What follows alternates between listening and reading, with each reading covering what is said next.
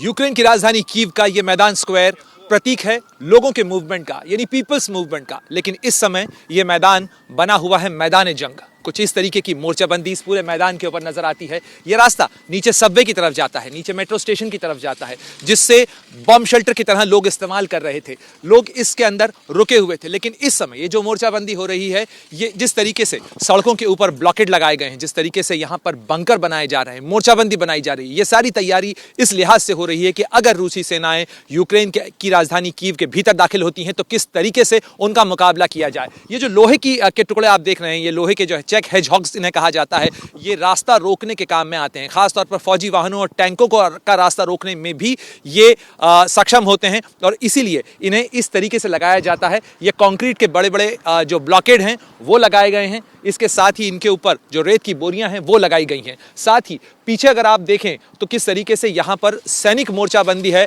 अलग अलग जगह पर मोर्चाबंदी है। ऊपर की इमारतों से लेकर अलग अलग जगह पर हर दिशा के अंदर आपको जो लोग नजर आते हैं वो नागरिक कम, फौजी ज्यादा नजर आते हैं और जो नागरिक भी हैं वो हथियारबंद नागरिक हैं खास तौर पर। और इस तरीके से जो फौजी नाकेबंदी है वो इस पूरे इलाके में की गई, जहां तक दूर तक नजर जाती है उस पूरे इलाके के अंदर लगातार इस तरीके के बंकर बनाए गए हैं, सैंडबैग्स लगाए गए हैं। ये सैंडबैग्स इस्तेमाल होते हैं फायरिंग के दौरान गोलियों को रोकने के लिए। साथ ही ये सैंडबैग्स इस्तेमाल होते हैं रास्ता रोकने के लिए। ये कंक्रीट के बड़े बड़े जो बुलडोजर्स हैं या कंक्रीट के बड़े बड़े ब्लॉक्स हैं उसके ऊपर इस तरीके से सैंडबैग्स रखे जा रहे हैं ताकि रास्ता रोका जा सके।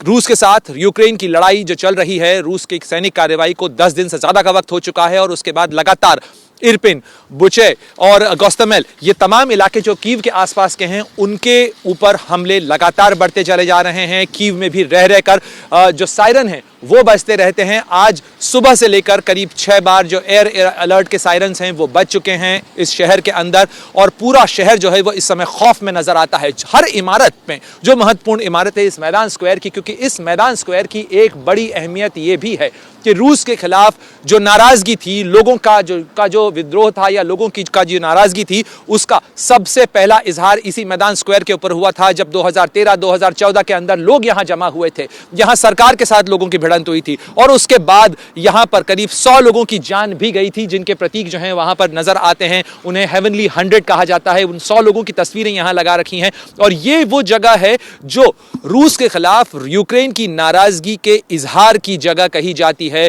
यही वो जगह है जहां पर लोग इकट्ठा होते हैं और इसके बाद 2014 से लेकर क्राइमिया की घटना के बाद से लगातार लोग रूस के खिलाफ जो नाराजगी थी उसका इजहार इसी जगह पर करते रहे। इसलिए ऐसे में इस जगह की हिफाजत यूक्रेन के लिए बहुत महत्वपूर्ण हो जाती है और यही कारण है कि यहां हर तरफ आपको इस तरीके के चेक हेजहॉग्स, ब्लॉकेड्स, बंकर वो नजर आते हैं। जो इमारतें हैं बड़ी महत्वपूर्ण इमारतें हैं, जैसे ये मिनिस्ट्री ऑफ एनर्जी है, इसके आसपास, इसके अलावा जो म्युनिसिपल कॉर्पोरेशन का ऑफिस है इसके आगे, वहां पर इन तमाम बड़ी महत्वपूर्ण इमारतों को पर जो सुरक्षा के इंतजाम हैं वो चाक चौबंद किए गए हैं। लोग यहां से निकलकर जा चुके हैं, लेकिन जो यहां पर मौजूद हैं वो सुरक्षा बल हैं और सुरक्षा के इंतजाम लगातार चाक चौबंद यहां पर किए जा रहे हैं, क्योंकि खतरा लगातार बरकरार है कीव पर और सारी कोशिश इस बात को लेकर है कि किसी भी कीमत पर कीव को बचाया जाए। यही कोशिश यूक्रेन के हर सैनिक की इस समय फिलहाल यहां नजर आती है।